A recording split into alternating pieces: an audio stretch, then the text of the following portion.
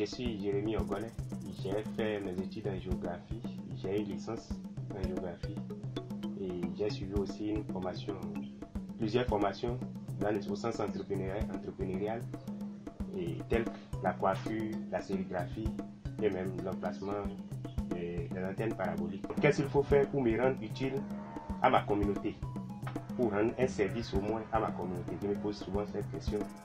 Mais la coiffure, celle de la coiffure est venue dans ma tête depuis 2015 que j'ai eu mon bac, et arrivé sur le campus avec plusieurs formations et des conférences que j'ai eu la chance d'assister m'ont donné une motivation, surtout pour le volontariat. Et puis finalement, j'ai décidé de m'inscrire dans un salon de coiffure pour suivre une formation et répondre à une question quand même de la société. La coiffure était vraiment ma passion. Finalement, quand j'ai commencé, j'étais vraiment motivé. Ça me donnait beaucoup de choses. Et en moins de 2 mois, j'ai commencé par manger de la chose que j'ai commencé à dire non, vraiment, que c'est quelque chose qu'il ne faut pas laisser passer. Le jumelage entre la coiffure et les études paraît difficile. Mais comme moi, j'étais motivé. J'avais cette motivation intrinsèque qui était en moi. Je faisais les deux à la fois. Autant que j'évoluais dans les études, ma formation aussi, j'étais en train d'évoluer avec une bonne performance et j'ai trouvé la perfection.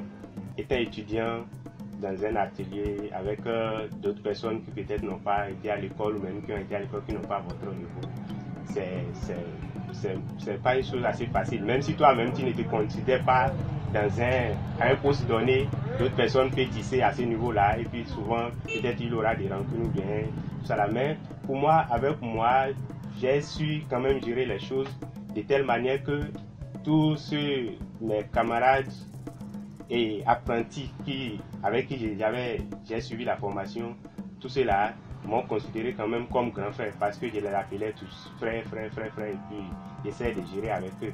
Mais en partie, avec les clients, à un moment donné, tu es humilié, tu es diminué, tu n'as pas de valeur parce qu'ils ne te connaissent pas peut-être.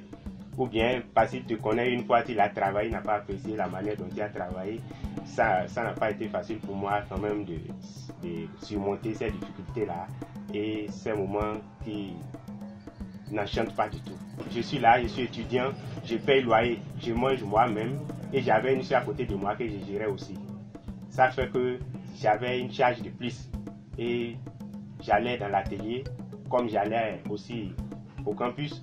Comme autant, je peux aussi demander des permissions chez mon patron pour aller faire les aides maçons, creuser les pizzas, les faux sceptiques aux gens. J'en ai fait beaucoup de choses.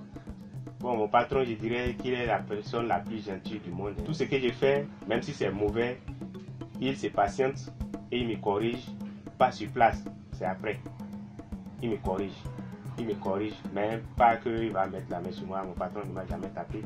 Mais il m'a toujours corrigé avec les vingtaines de revenus par jour ou par semaine. Mais j'ai commencé aussi, ça ne pas encore si longtemps. Mais je travaille des fois, surtout dans les week-ends.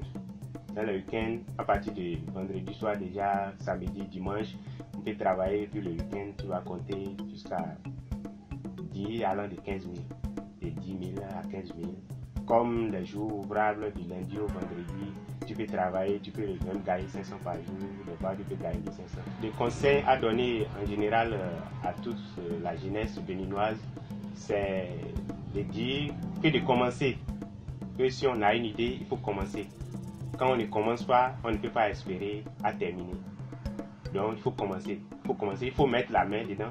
Si tu ne mets pas la main dedans, tu ne peux pas goûter si c'est amer ou bien si c'est doux. Et si c'est amer, il ne faut pas dire que c'est amer, ça serait amer jusqu'à la fin.